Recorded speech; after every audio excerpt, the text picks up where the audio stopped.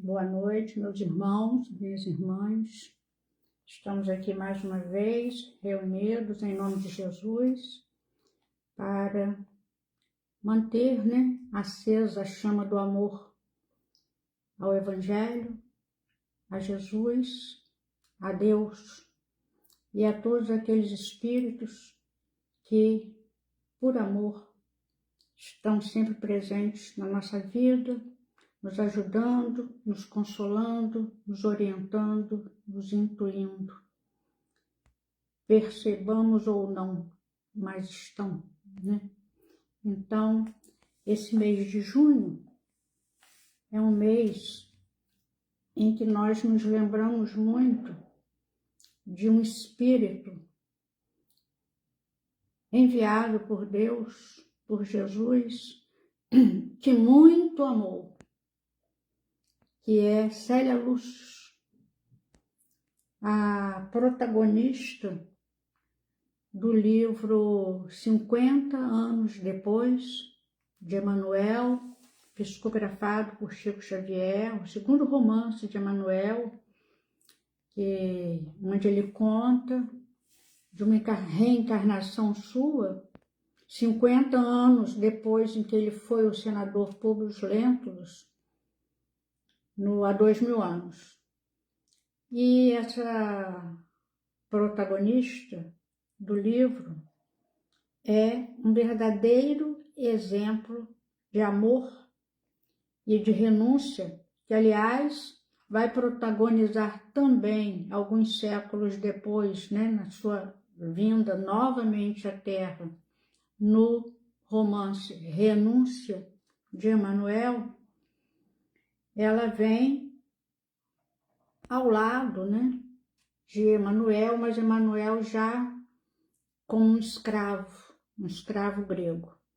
Eu aconselho a leitura desse livro, principalmente esse mês de junho, porque além de ser uma leitura fascinante, um exemplo maravilhoso, que nós ainda, a maioria, não está com capacidade para imitar, mas pelo menos para aprender, e para começar a se trabalhar, para um dia nós chegarmos lá. E existe no prefácio deste livro uma promessa de Emmanuel a respeito de uma bênção de Célia Lúcio para todo aquele que ler e assimilar as lições daquela alma santificada, porque, inclusive, ela foi canonizada por essa encarnação dela como Célia, pela Igreja Católica, com o nome de Santa Marina. E quem não leu o romance até vai entender essa mudança de nome. O nome dela era Célia Lúcio, de uma família nobre romana, Lúcius, filha de Ovídio Lúcio. Mas eu não vou dizer por quê, porque hoje eu não vou falar do romance 50 anos depois, vou deixar para Rafael.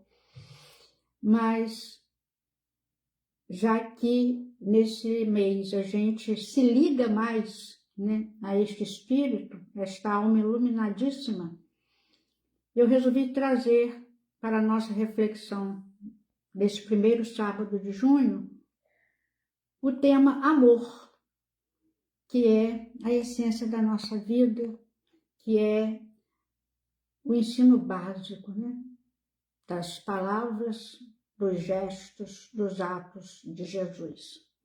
Então, para começar, vamos nos preparar para a prece, lendo o Evangelho de João,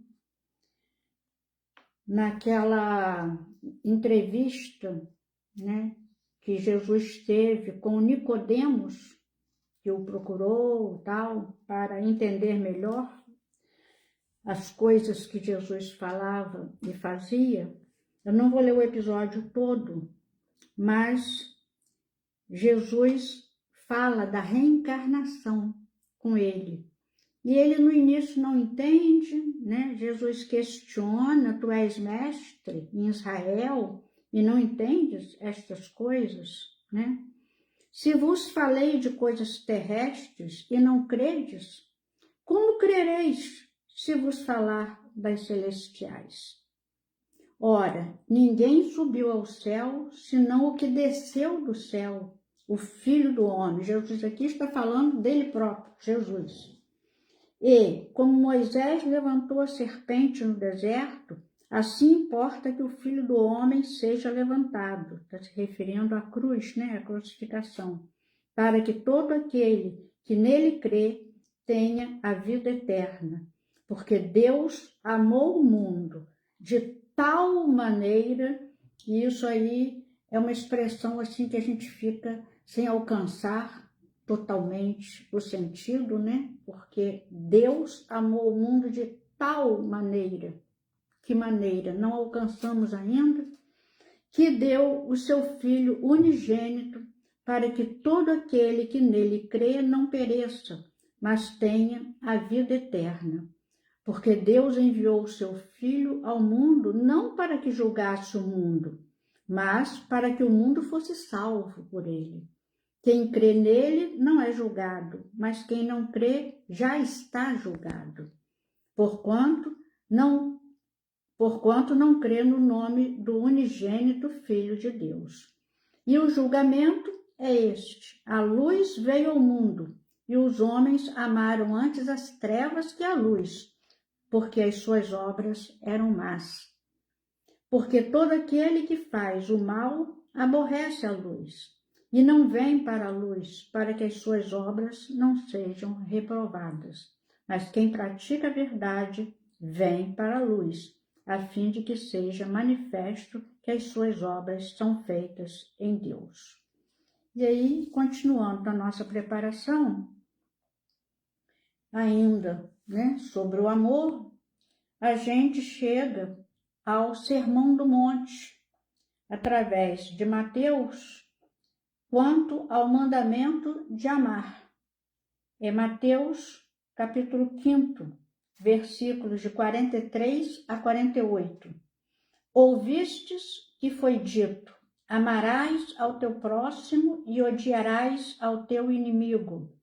Eu, porém, vos digo: amai aos vossos inimigos e orai pelos que vos perseguem, para que vos torneis filhos do vosso Pai que está no céu, porque ele faz nascer o sol sobre maus e bons, e faz chover sobre justos e injustos. Pois, se amardes aos que vos amam, que galardão tereis?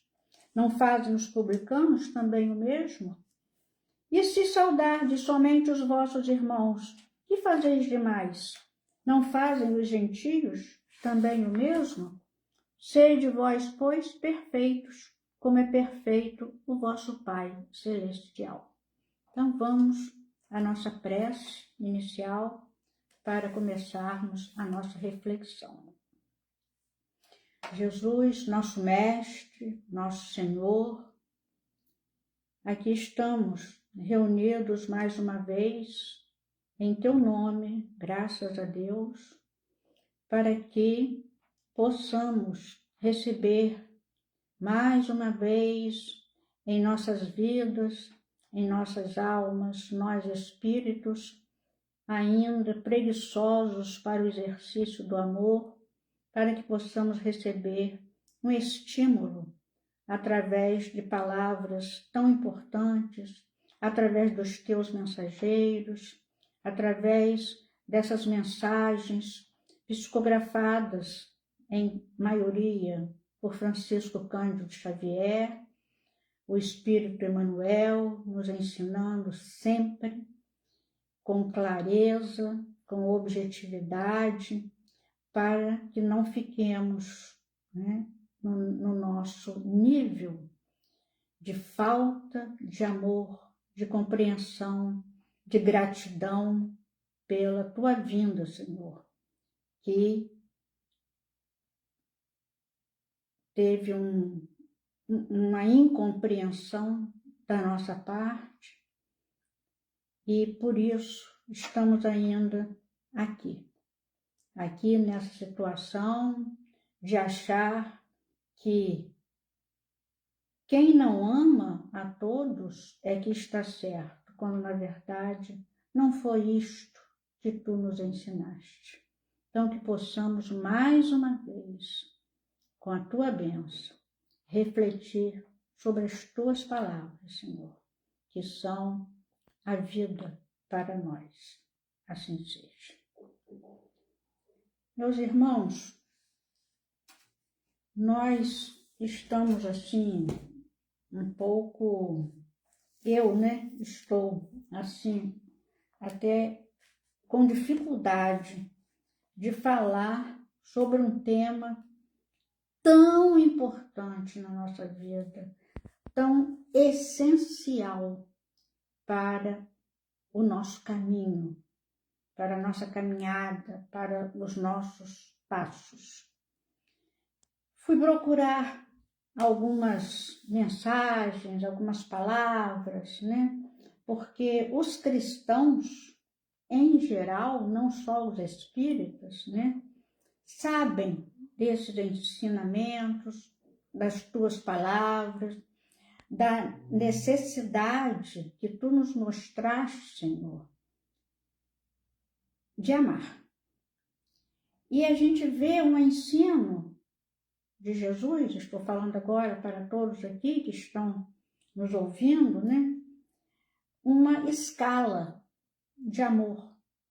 Nós vamos ver isso, até não só nos exemplos do mundo, mas também nas próprias palavras de Jesus, existe uma escala. Amar o próximo, amar o próximo como a ti mesmo, amar a todos, também os inimigos, amar o próximo depois como eu vos amei.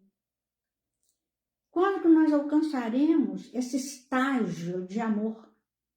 Amar o outro como Jesus nos amou e nos ama. Então, por isso, nós precisamos estar sempre refletindo, sempre falando, sempre lendo, principalmente os romances psicografados por Chico, por Dona Ivone Pereira, enfim, os romances que nos apresentam personagens reais. Não é mentira aquilo, não é uma pecinha de teatro escrita por alguém, não é isso, é verdade.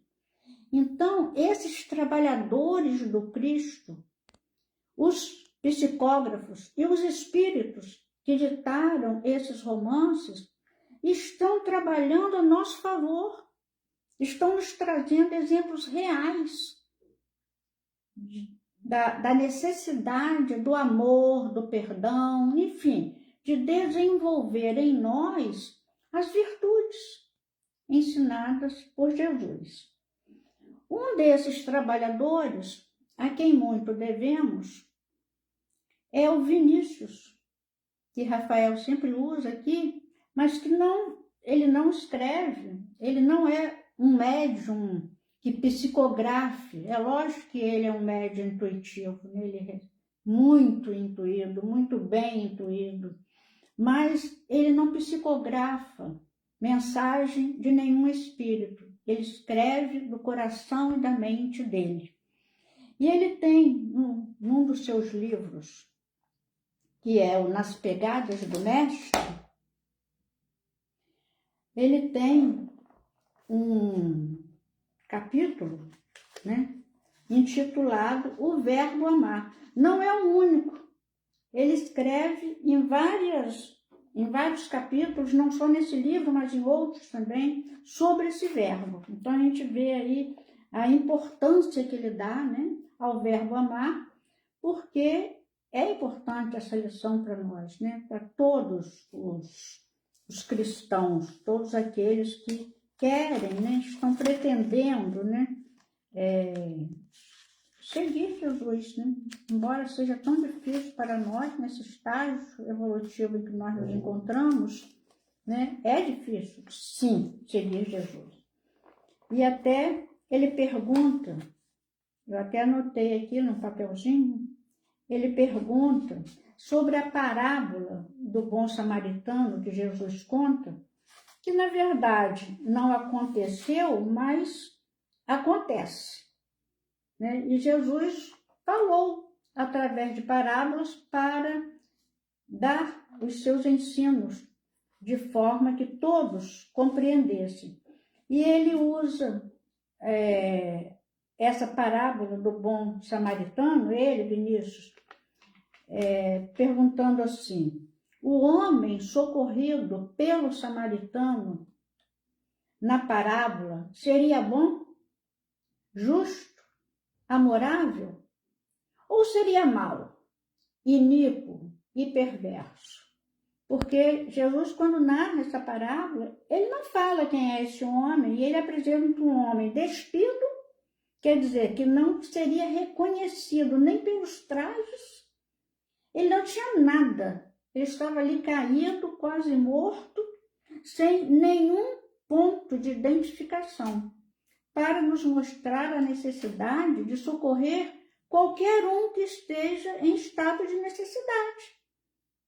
Então, não importa, é como Jesus falou, né? Ouviste que foi dito: amarás o teu próximo e odiarás o teu inimigo. Então, é inimigo? Não vou socorrer. Mas não é isso que Jesus ensinou, através dessa parábola do bom samaritano. Então, Vinícius pergunta: esse homem socorrido seria bom, justo, amorável, ou seria mau, iníquo e perverso? O samaritano foi o seu próximo, porque o amou, cumprindo no amor o supremo e excelso mandamento. Está em outro livro de Vinícius, intitulado Em Torno do Mestre. Então, o levita, né, e o sacerdote que passaram na parábola, né, não socorreram. O que eles pensaram para não socorrer? Tiveram medo de ser alguém que pudesse assaltá-los, fingindo que estava morto, mas naquela situação, naquele quadro, quem poderia estar fingindo? Tiveram nojo porque ele estava machucado, ou simplesmente foram egoístas, né? E se não fosse judeu, né? Se fosse um samaritano, seria socorrido por eles? Não. Então, o samaritano socorreu sem pensar se era samaritano aquele homem, ou se era judeu, se era rico, se era pobre. Ele socorreu. Então, ele é chamado de o bom samaritano, né, na parábola, porque realmente foi quem executou, realizou o que Jesus nos aconselha, né, e nos ensina até hoje. Porque também, quando Jesus estava, né, já no fim da sua missão, né, ele fala assim: e um novo mandamento vos dou. Eu já tinha ensinado tanta coisa, mas um novo mandamento vos dou, que vos ameis uns aos outros como eu vos amei. Esse novo mandamento já está velho, mas para nós continua sendo novo, porque nós ainda não o praticamos. Vai ser um novo mandamento quando nós o incorporarmos à nossa personalidade, ao nosso coração e à nossa mente. Aí nós vamos receber este novo mandamento, né? Então, diz Vinícius, Jesus, dias antes do seu sacrifício, disse aos discípulos: um novo mandamento vos dou, que vos ameis uns aos outros como eu vos amei. E João registra no capítulo 13. Onde a novidade de tal mandamento? Porventura o evangelho não é, em síntese, a apologia do amor? Jesus não veio ao mundo por amor do Pai, como ele mesmo narra no Evangelho de João, né, de tal maneira, e por amor dele também, né, Que outro preceito mereceu jamais tanta recomendação e referências tão enfáticas por parte do Mestre? Não obstante, aquela ordenança encerra notável novidade: o modo de amar. Ele não falou de forma assim, né?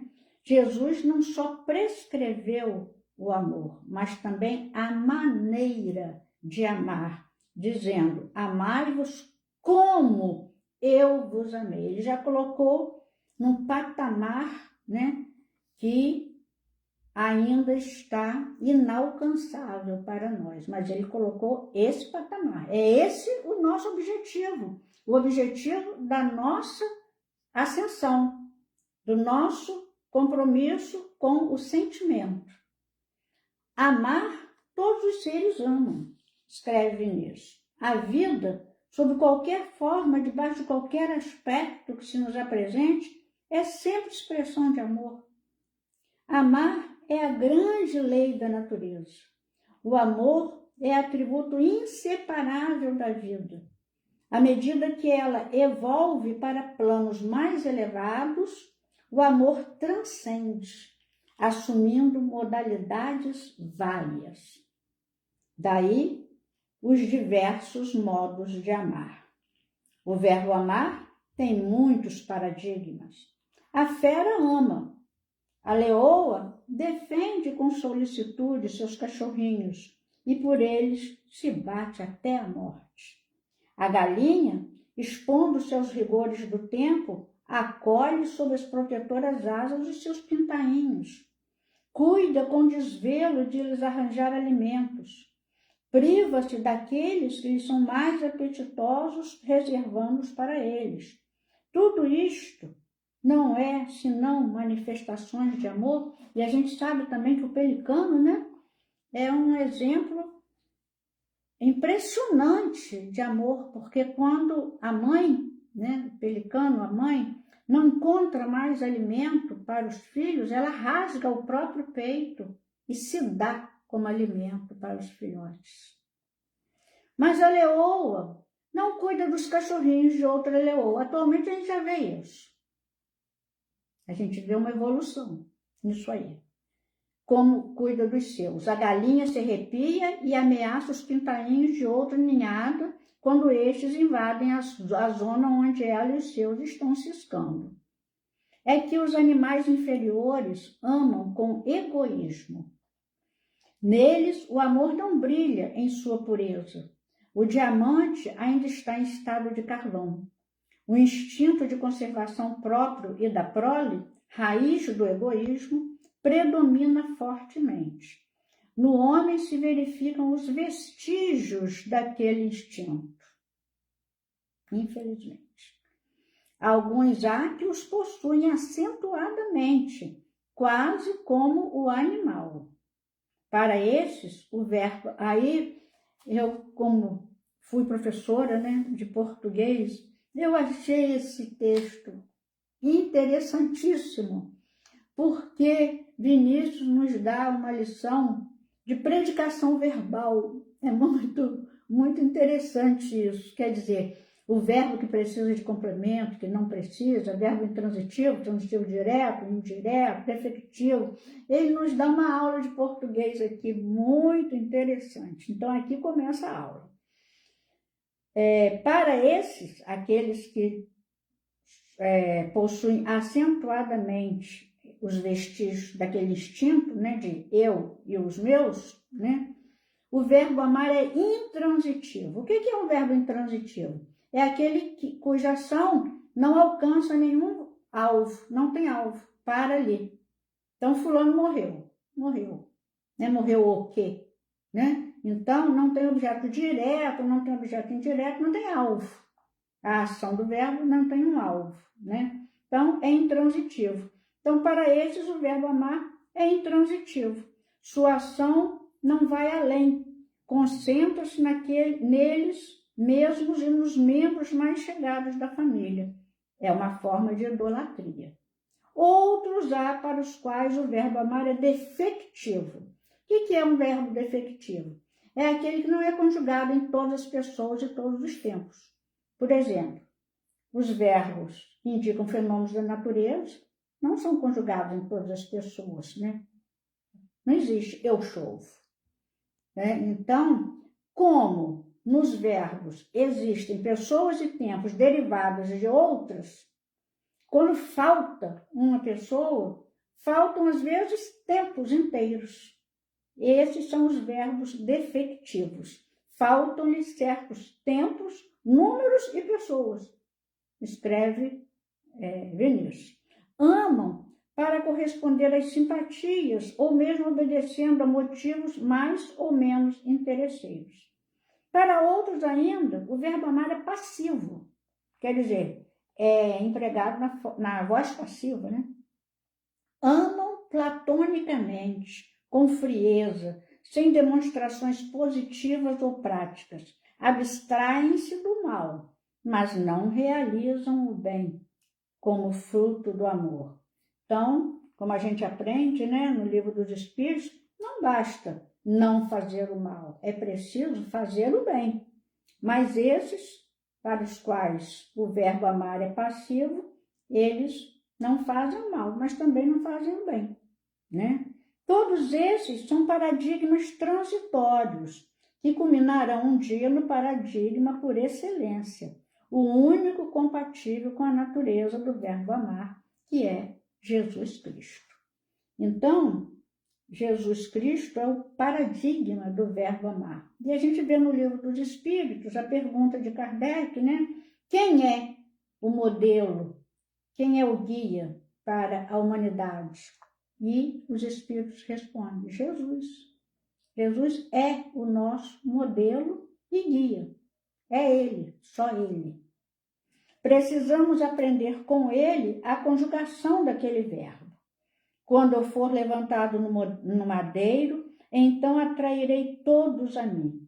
Jesus amou incondicionalmente. Amou sem ser amado, nem correspondido no amor. Amou a amigos e inimigos, a bons e maus, a justos e pecadores, testemunhando com isso sua divina filiação. Porque depois, em outro trecho, ele vai dizer que nós ainda, aliás, não é ele, é o próprio Cristo, que fala que nós ainda não somos filhos de Deus, né? Nós fomos criados por Deus, mas para que nós nos tornemos filhos, nós precisamos amar a todos, né? Tendes ouvido o que foi dito aos antigos, amarás teu próximo e aborrecerás teus inimigos? Eu, porém, vos digo, amai aos vossos inimigos e orai pelos que vos perseguem, para que vos torneis filhos de vosso Pai que está nos céus. Jesus que está falando isso. Para que vos torneis filhos. Ainda não somos, porque não fazemos isso. Porque ele faz nascer o sol sobre bons e maus, e vir chuvas sobre justos e injustos. Se amardes os que vos amam, que fazeis de especial? Não fazem os publicanos também o mesmo? Se saudardes os vossos irmãos somente, que fazeis de mais? Não fazem os gentios o mesmo? Sede vós, pois, perfeitos, como vosso Pai Celestial é perfeito, que eu li anteriormente, né? A perfeição, portanto, vem da conjugação do verbo amar, segundo o paradigma acima exposto. Ninguém é filho de Deus enquanto não ama indistintamente. Os filhos são herdeiros dos pais. Deus é amor. João já falava isso, né? Deus é amor. O verbo amar é eminentemente transitivo e essencialmente ativo. É um verbo cuja ação incoercível não conhece limites em suas expansões. Os verbos são a alma da linguagem e o verbo amar é mais do que isso, porque é o espírito, é a vida da religião. A fé sem amor é morta, não regenera, não aperfeiçoa, não salva. Jesus Cristo é o verbo amar que tomou forma, que se fez carne. Nisto conhecerão todos que sois meus discípulos, em vos amardes mutuamente como eu vos amei. Em tal importa o verdadeiro sinal que distingue o cristão. Amai, e fazei depois tudo o que vos aprouver, disse Santo Agostinho. O amor sobrepuja a fé, a esperança, a beneficência, o profetismo e o sacrifício, preceitua o apóstolo dos gentios, Paulo. No amor se contém a lei e os profetas. Rezam os evangelhos. Fora do amor não há salvação, sentencia o Espiritismo. Né? Aí a gente lembra de Kardec, que foi um missionário do Cristo, né? Porque Cristo prometeu, né? E cumpriu. Eu rogarei ao Pai, e Ele, quer dizer, o Pai, Deus, vos enviará um outro Consolador, que vos fará lembrar de tudo o que eu tenho falado. Então, olha só como Jesus já sabia como nós éramos pequenos ainda, inferiores, né? Estivemos com Ele, vimos, assistimos a todas as curas, a todas as renúncias, a todos os chamados milagres, né? Que nem precisava, às vezes, colocar a mão na pessoa, né? No paralítico de Cafarnaum, que é descido pelo telhado da casa de Pedro, onde Jesus estava, e a casa pequena, né? Cheia, repleta de pessoas, não tinha como passar pela porta. O que esses amigos fazem? Destelham a casa e descem o paralítico, né? Conhecido por nós como o paralítico de Cafarnaum, desce, e ele é descido exatamente perto de onde Jesus estava. Mas Jesus nem colocou a mão dele, nele, no paralítico, né? Jesus fala, perdoados te são os teus pecados. Levanta e vai para a tua casa. Nem sempre ele mandava ir para casa, né? E vai para a tua casa. Quer dizer, Jesus viu a vida daquele homem, que ele tinha família. Com certeza a família estava também sofrendo, sem um sustento mais certo, porque ele, né, poderia ser o chefe da família. Levanta e vai para a tua casa, teus pecados estão perdoados. Isso causou um alvoroço tremendo, né? Tudo que Jesus fazia causava questionamentos, alvoroço, tentavam matá-lo, persegui-lo, né? Porque Jesus mudou os paradigmas todos, né? Eles estavam muito tranquilos até que Jesus apareceu, né? Então, a gente vê o poder divino de Jesus. Jesus curava as pessoas, eu não me lembro aí em qual trecho do Evangelho que fala que Jesus passava e as pessoas o tocavam. Jesus não precisava tocar na pessoa, as pessoas o tocavam. Assim como a hemorroísta tocou, ela não foi a única, não. Ela pensou, né? Se eu apenas tocar na orla da sua túnica, ficarei curado. E ficou. Por quê? E Jesus percebeu que saiu uma força dele. Quem me tocou? E os discípulos, Senhor, a multidão te aperta. E tu perguntas, quem me tocou? Alguém me tocou, porque eu senti que de mim saiu uma virtude. Ele exalava, ele expandia a sua divindade, o seu poder de cura, a sua vibração. Existe um livro muito bonito, que aliás eu já comentei aqui uma vez, que é esse aqui, O Senhor, do padre Romano Guardini. Lindíssimo esse livro. Eu estou relendo, apesar das 700 e poucas páginas, porque ele é muito lindo.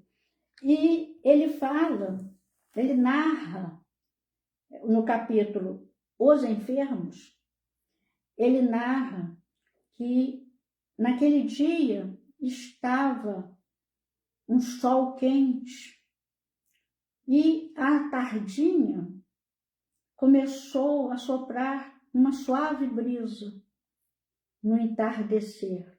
Então a gente começa a imaginar, né, aquele cenário maravilhoso. E aí muitas e muitas pessoas começaram a chegar, a se aproximar de Jesus.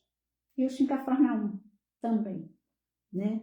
Alguns vinham mancando, apoiados em muletas improvisadas, outros vinham trazidos por alguém porque não tinham condição de ficar em pé, leprosos, cegos, enfim, todo tipo de doenças e de enfermidades. E era tanta gente, que Jesus passava pelas pessoas, pela multidão. Ele ia caminhando lentamente pela multidão e a proporção que... Eu fico imaginando essa cena. A proporção que ele passava, as pessoas se curavam. Ele não precisava botar a mão nas pessoas. Olha que energia divina, curadora de Jesus. Para ressuscitar Lázaro, ele não precisou mandar abrir o sepulcro e ele entrar ou trazerem Lázaro para poder ressuscitar Lázaro. Ele ressuscitou Lázaro, ele estava lá fora. Lázaro estava sepultado há 4 dias. Como Marta argumentou, né, Senhor, ele já cheira mal, né? Esses 4 dias que ele, Jesus, esperou para ir ressuscitar Lázaro, é muito importante isso.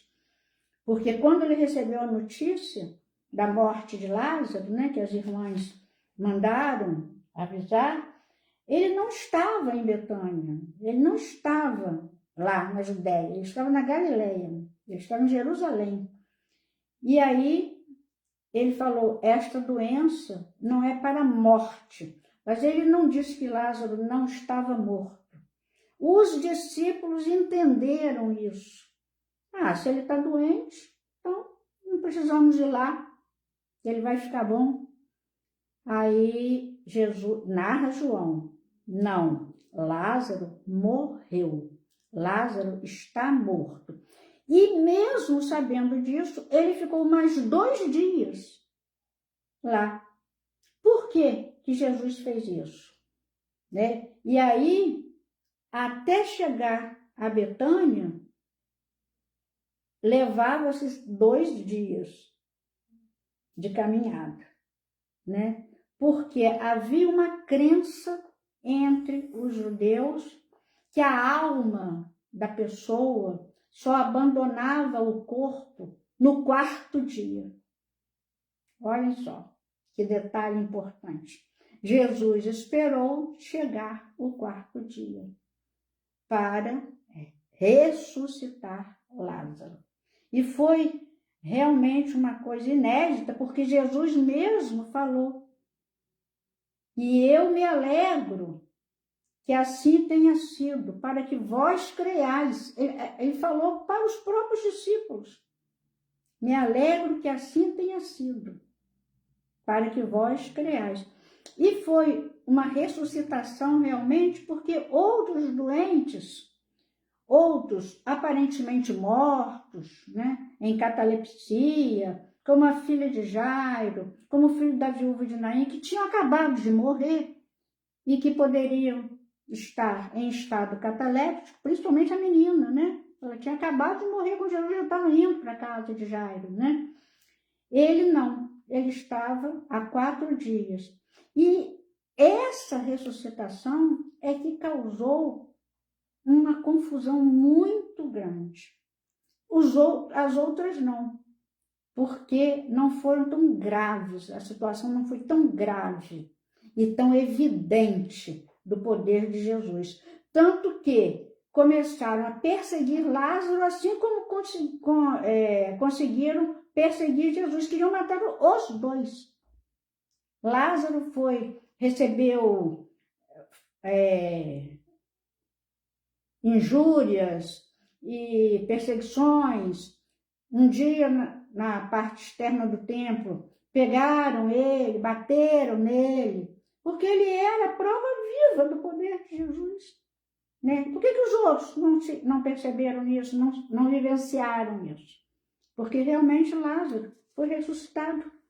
Né? Então, Jesus curava todos. E Jesus tinha um poder que nós ainda não entendemos. Se nós começarmos a analisar, né, as curas que as pessoas recebem até a distância, nós vamos começar a entrar num caminho de fé maior e verdadeira em Jesus. Nós sabemos que existem orações, grupos de orações, não só no catolicismo, mas principalmente na doutrina espírita, em que as pessoas são curadas. E às vezes nem precisam ir lá. São curadas de doenças, às vezes e muitas vezes, doenças não identificadas pelos médicos, porque na verdade são doenças mentais, espirituais, obsessões, que causam doenças físicas que se revelam no físico, nós sabemos disso. Os médicos já chegaram a essa conclusão também, né? Que o sentimento, a depressão, a tristeza abala o corpo. Nós sabemos disso.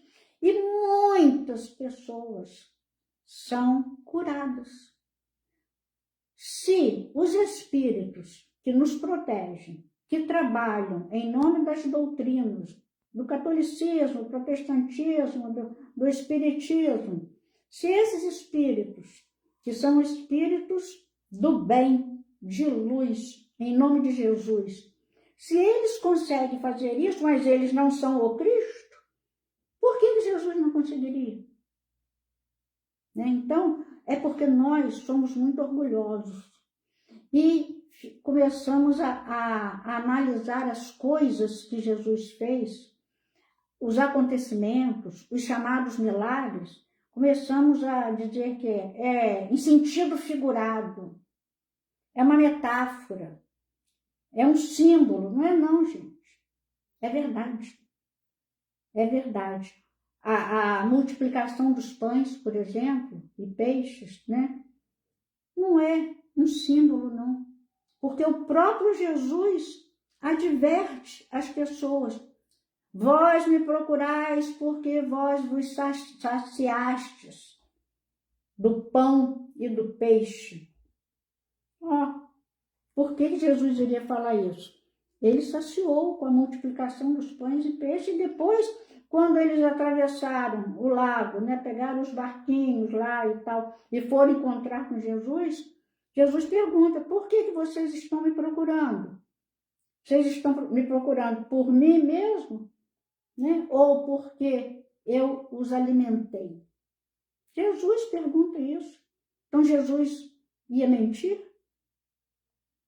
Né? Então ele realmente alimentou de pães e peixes aquela turba, e ainda sobraram 12 cestos. Né? Então, fora do amor não há salvação, sentencia o Espiritismo. E aí nós vamos a um livro de uma coleção muito necessária nas nossas estantes, que é o Evangelho por Emmanuel.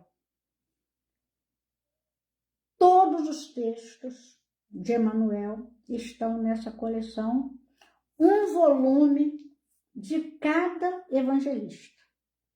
Então, há 4 volumes dos evangelhos, Mateus, Marcos, Lucas e João. Eu estou aqui com o de João, o Evangelho segundo João. Mas ainda existem mais 3 volumes.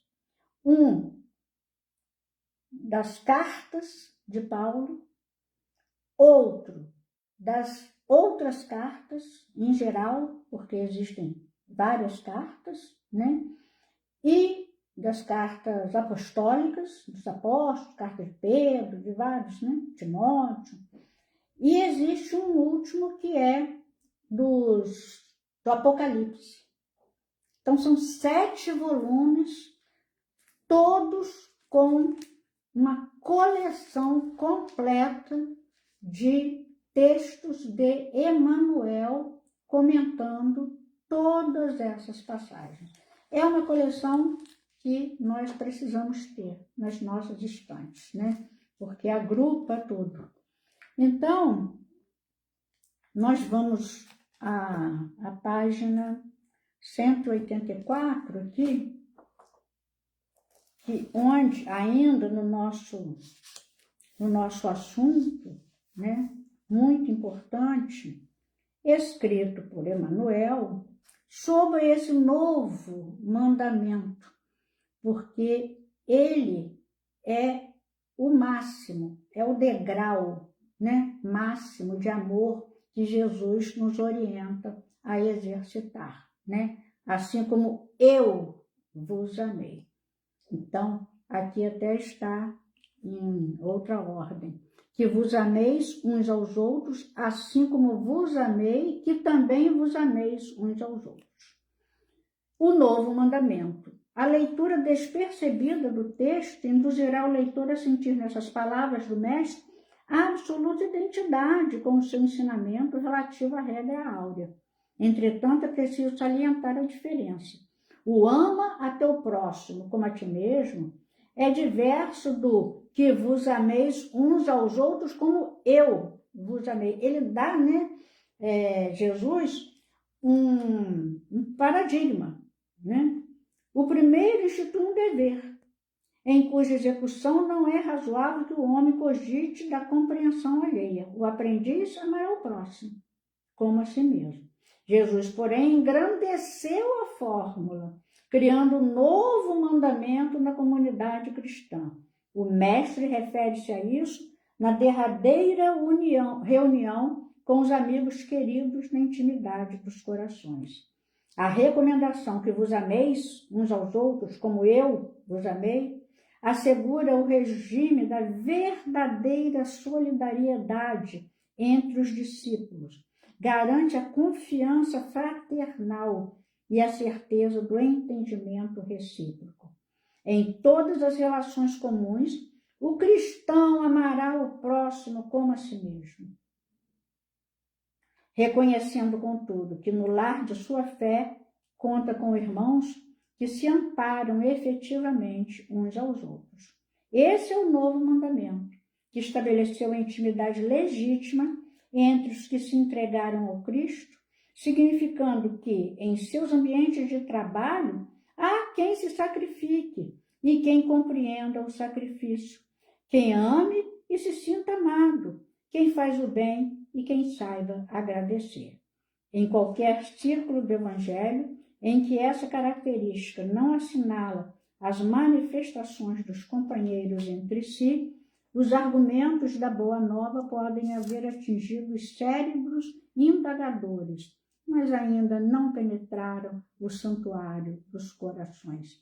É muito difícil para nós, né, que estamos nesse nível ainda, mas nós temos que começar a fazer os exercícios, como se fosse assim, né, numa academia, num pilates, né? Nos primeiros a gente fica dolorido, os músculos ainda não foram mexidos, né? Então, naquele dia, às vezes, primeiro, segundo dia, a gente tem que tomar até um analgésico, porque os músculos estão doendo muito, mas depois o músculo se adapta. Então, na hora que a gente começar a atuar no músculo do coração, né, nos nossos sentimentos, a gente vai estranhar. Mas depois a gente se adapta. Depois a gente se acostuma a amar. Ainda não chegamos lá, mas vamos chegar. E aí tem vários textos, eu vou ler só um trecho aqui de um deles, porque são muitos que Emmanuel interpreta. Amor.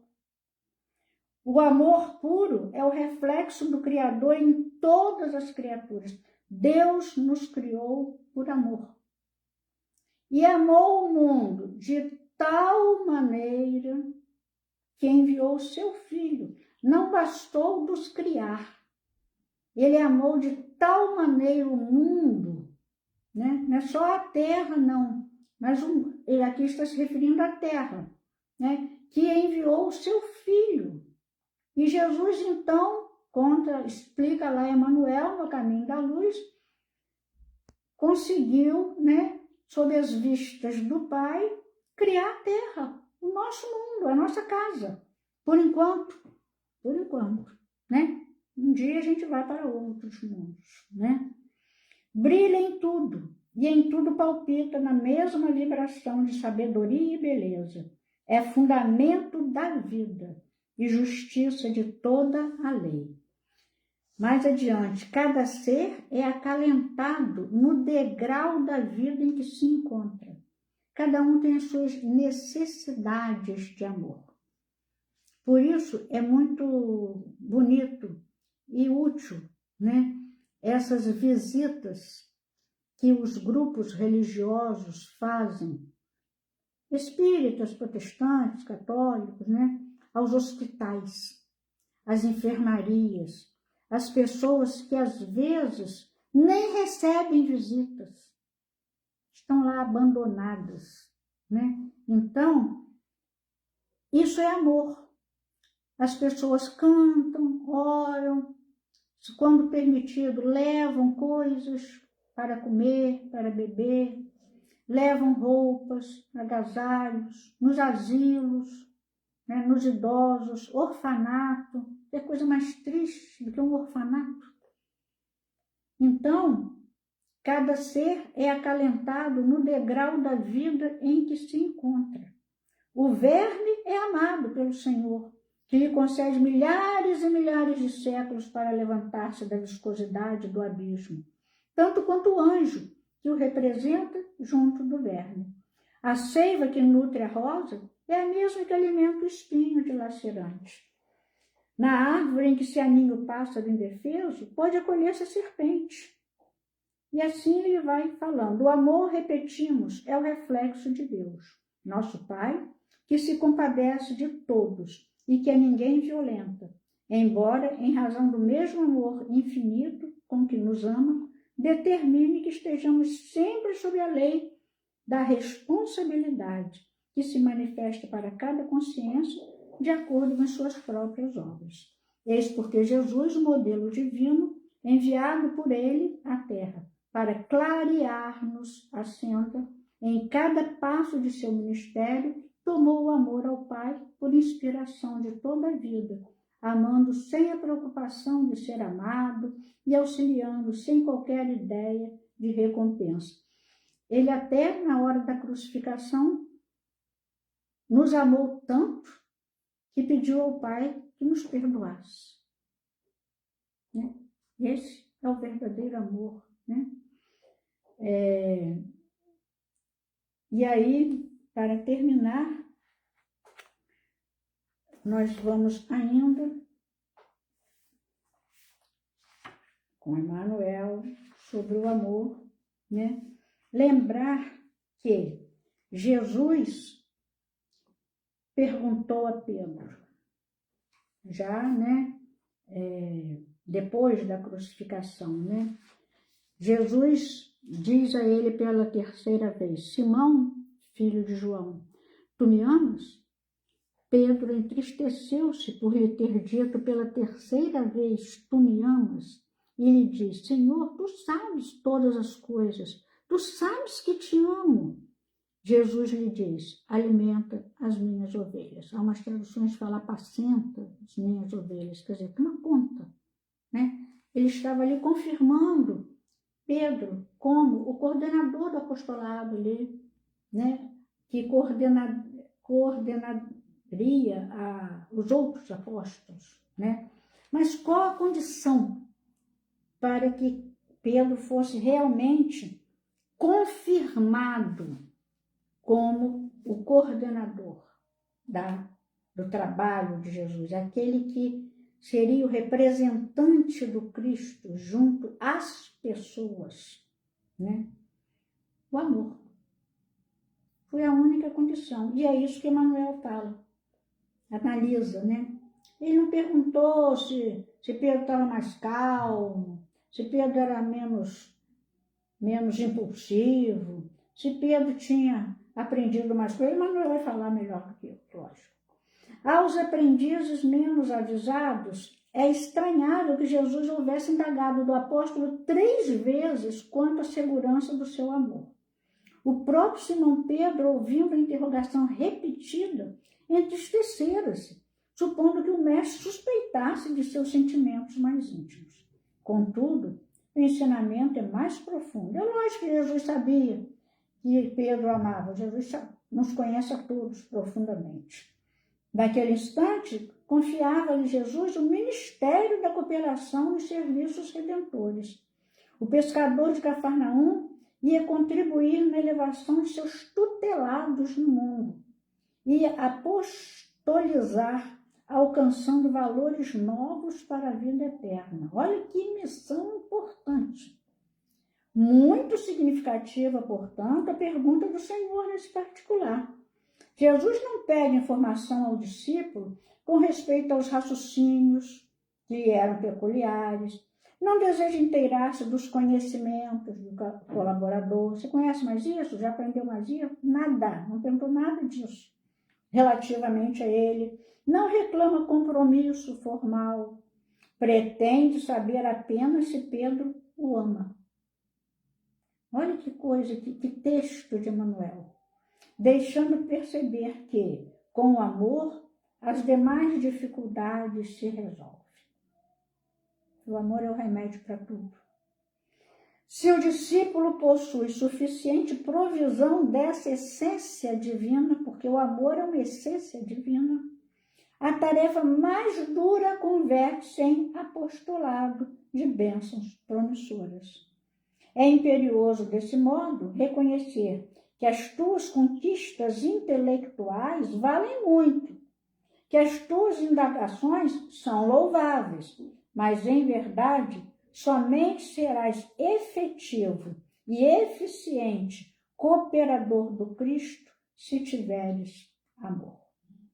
Então, vamos sim trabalhar, vamos estudar, vamos melhorar nas nossas profissões. Jesus não quer que a gente fique parado, vamos trabalhar, vamos exercer o trabalho que nos foi confiado, trabalho que escolhemos, que precisamos executar, mas o mais importante de tudo é o amor.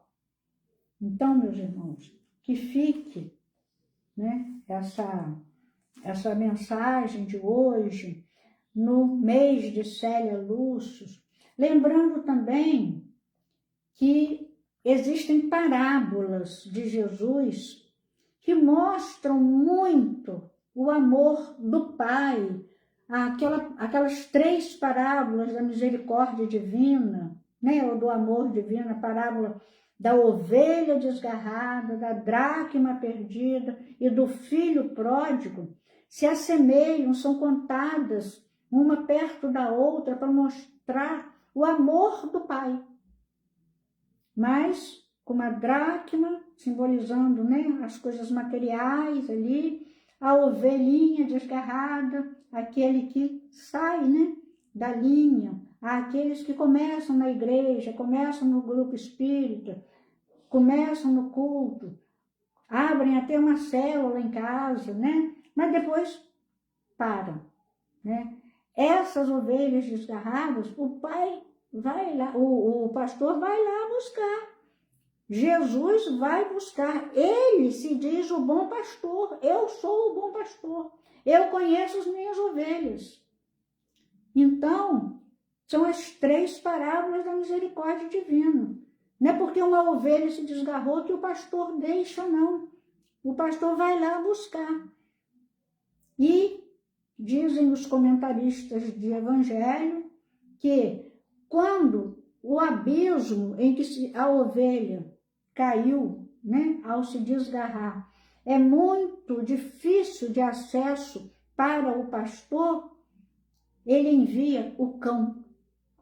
E o cão traz a ovelha. E o que é o cão? É a dor. Ele não volta por alegria, mas volta por tristeza. Porque mais frequentadores que sofrem são os que enchem os templos religiosos. Nós vamos pela dor. Nós buscamos Jesus pela dor. Nós buscamos o nosso pastor, o nosso Senhor, pela dor. Poucos são aqueles que vão desde o início por amor. Porque às vezes a gente se desgarra. E aí o pastor manda o cão.